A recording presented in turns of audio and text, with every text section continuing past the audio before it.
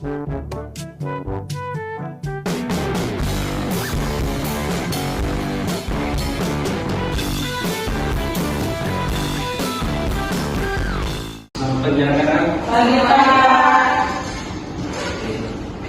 apa kabar hari ini? Baik, Pak.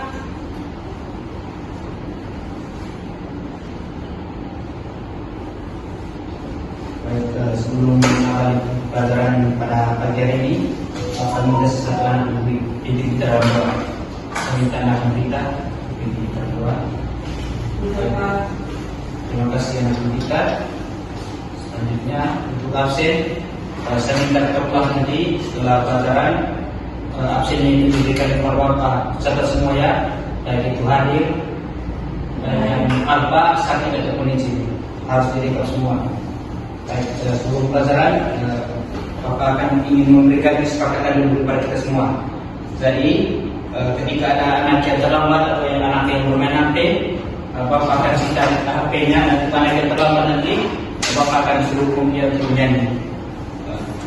Jadi anak-anak untuk kita Bapak datang di sini untuk belajar. Jadi saya minta anak-anak foto ketika Bapak memberikan materi yang akan Bapak sampaikan terkait dengan dinamika kependudukan. Sebelum mulai pelajaran, Bapak ingin memberikan tujuan pembelajaran. Yang pertama itu untuk mengidentifikasi sumber data kependudukan.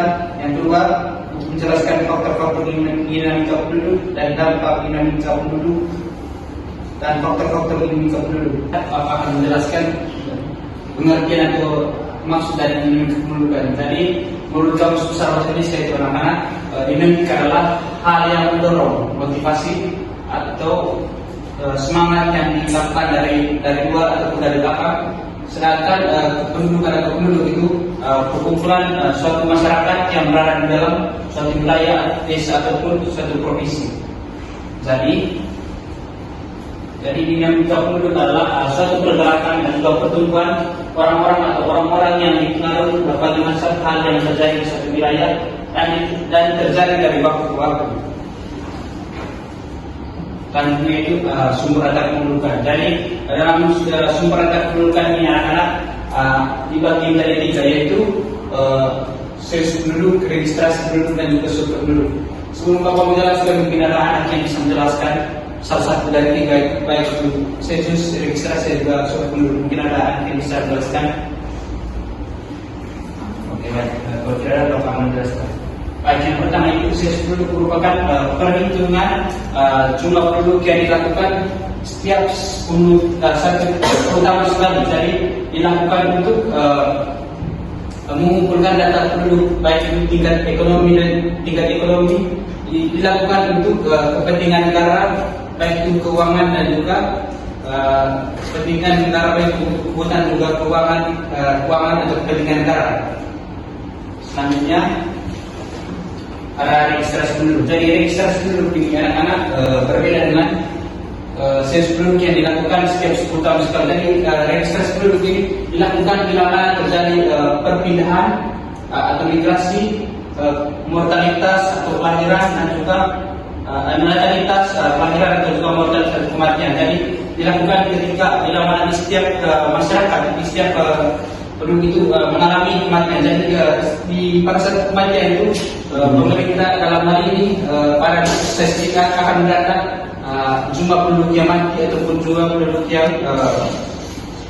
pindah ataupun jumlah penduduk yang mengalami kematian. Selanjutnya yang ketiga itu survei penduduk. Jadi survei penduduk ini dilakukan untuk bila mana nanti ketika dilakukan registrasi dan juga sensus penduduk itu adalah data yang akurat dan dilakukan survei penduduk. Jadi dalam survei penduduk itu dikenal survei angkatan bencana nasional atau SAKUNAS dan juga survei penduduk data sensus. Jadi di dalam antara sensus itu dikenal survei penduduk data sensus. Jadi dilakukan setiap 5 tahun sekali dengan tujuannya seperti yang Bapak sampaikan tadi, untuk menyempurnakan data dari sensus penduduk untuk registrasi penduduk. Bila mana data dari sensus penduduk ini belum akurat. Jadi di seluruh penduduk nanti datanya lebih akurat dan juga lebih bisa dipertanggungjawabkan. Oke. Selanjutnya itu faktor-faktor dinamika penduduk. Dan yang pertama itu kelahiran nasionalitas. Jadi yang pertama itu angka kelahiran tinggi. Jadi angka kelahiran tinggi itu dikatakan jika kelahirannya itu lebih besar atau lebih besar dari 30 per tahun. Jadi ketika dilakukan angka kelahiran itu lebih besar dari 30 per tahun itu, jadi dinamika penduduknya itu terjadi dengan lebih cepat. Sedangkan yang kedua itu angka kelahiran sedang. Jadi ketika terjadi angka kelahiran sedang itu sekitar angka kelahiran itu sekitar 20 sampai 30 per tahun itu dinamika perkembangan penduduk itu stabil atau tidak terlalu cepat dan juga tidak terlalu lambat. Jadi ketika angka kelahiran sedang itu dinamika dalam penduduk itu stabil, tidak juga terlalu cepat, pun tidak juga terlalu lambat. Sedangkan yang ketiga itu ada C, angka kelahiran rendah. Jadi angka kelahiran rendah itu dilakukan bila mana angka kelahiran itu lebih kecil dari 20 per tahun. Jadi ketika terjadi angka kelahiran rendah ini anak-anak akan terjadi dinamika penduduk di mana dinamika penduduk di suatu wilayah itu terjadi sangat begitu lambat.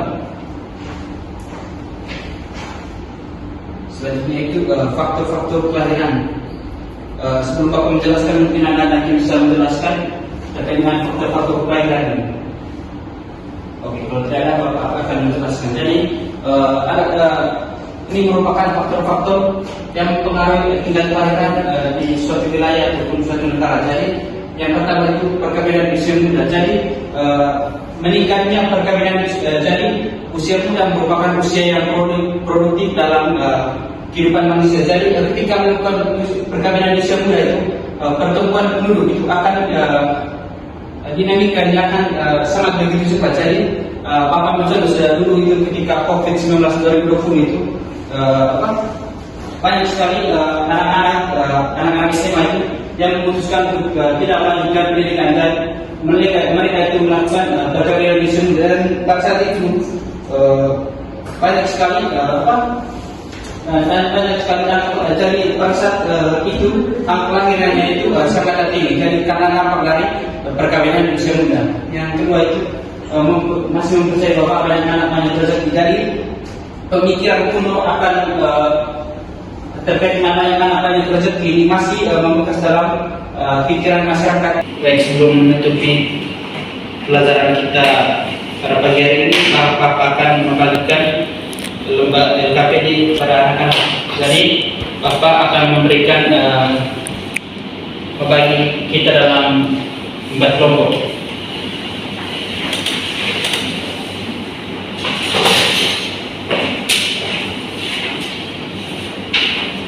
Oke. Jadi untuk tugasnya itu anak-anak akan dikumpulkan minggu depan ya anak-anak, nanti setelah dikerjakan nanti akan dikumpulkan minggu depan pada saat pertemuan lagi minggu depan. Tapi sebelumnya Bapak ingin membuat kesimpulan, mungkin anak-anak ini bisa membuat kesimpulan. Jadi Bapak akan membuat kesimpulan. Jadi terjadinya dinamika penduduk pada satu wilayah disebabkan oleh 3 hal, yaitu kelahiran, kematian, dan juga migrasi. Jadi penduduk banyak sekali memunculkan permasalahan baru yang berkaitan dengan kehidupan manusia. Oleh karena itu, pemerintah harus bergerak cepat supaya permasalahan yang muncul dan dinamika penduduk dapat diselesaikan. Oke.